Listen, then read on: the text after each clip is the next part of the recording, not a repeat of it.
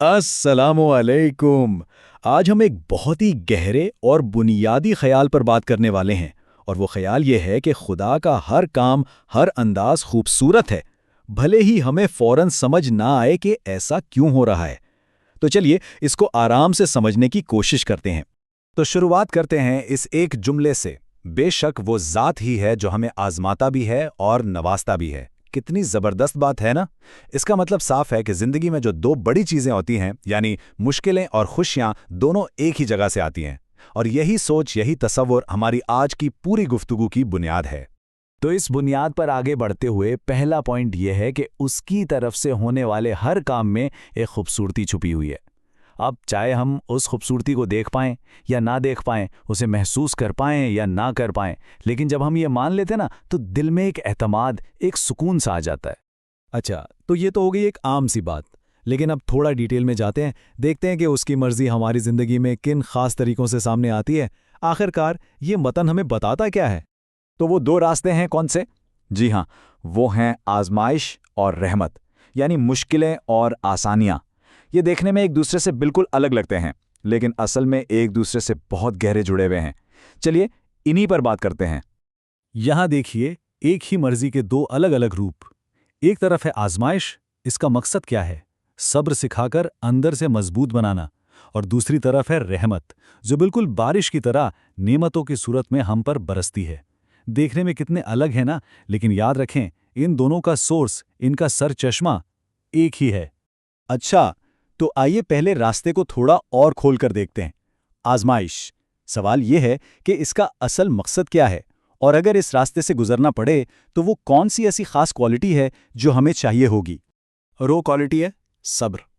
लेकिन रुकिए, यहाँ सब्र का मतलब सिर्फ चुपचाप इंतजार करना या बर्दाश्त करना नहीं है, बिल्कुल नहीं। ये एक एक्टिव चीज़ है। इसका मतलब है मुश्किल के सामने हिम्मत से खड़े रहना, इस यकीन के साथ कि जो भी हो रहा है इसके पीछे कोई बहुत बड़ी, बहुत बेहतर वजह ज़रूर है। और ये पूरा प्रोसेस, ये नशोनुमा का सफ़र, यहाँ कितनी खूबसूरती से दिखाया गया। देखें, पहला स्टेप, एक मुश्किल सामने आती है। स्टेप 2, इंसान सब्र से काम लेता है। और फिर नतीजा क्या निकलता है? स्टेप 3, वही सब्र उसे अंदर से मजबूत बना देता है। ये एक पूरा ट्रांसफॉर्मेशन का सफ़र है। ओके, तो ये तो हुई मुश्किल वक्त की बात, यानी सब्र। अब तस्वीर का दूसरा रुख देखते हैं। उस रास्ते पर चलते हैं जहाँ खुशियाँ हैं, आसानियाँ हैं। तो जब सब कुछ अच्छा चल रहा हो, उस वक्त हमारा क्या रोल है? हमें क्या करना चाहिए? उस वक्त जो चीज़ हमसे मांगी जाती है वो है शुक्र। और यहाँ भी शुक्र का मतलब सिर्फ जुबान से शुक्रिया कह देना नहीं है। नहीं, ये एक कॉन्शियस एक्ट है। ये एहसास है, ये समझ है कि हर नेमत, हर आसानी कहाँ से आ रही है, और फिर दिल से उसकी कदर करना। सच पूछें तो यही आसानी के वक्त की सबसे बुनियादी इबादत है। अच्छा, तो हमने सब्र की बात कर ली, शुक्र की बात कर ली। अब हम इस पूरी गुफ्तगू के बिल्कुल आखिरी और सबसे अहम हिस्से की तरफ आ रहे हैं। यहाँ हम एक ऐसा सवाल उठाएंगे जो इन दोनों रास्तों को, सब्र और शुक्र को, आपस में जोड़ देता है और हमें असल मकसद तक ले जाता है। तो फिर सवाल यह है कि असल कामयाबी क्या है? आखिर इन सारी मुश्किलों और आसानियों से गुजरने के बाद वो क्या चीज़ है जिसे हम कह सकते हैं कि हाँ, यही असल कामयाबी? और इसका जवाब बहुत सादा और बहुत गहरा है। असल कामयाबी यह है कि हर हाल में उस पर यकीन रखा जाए।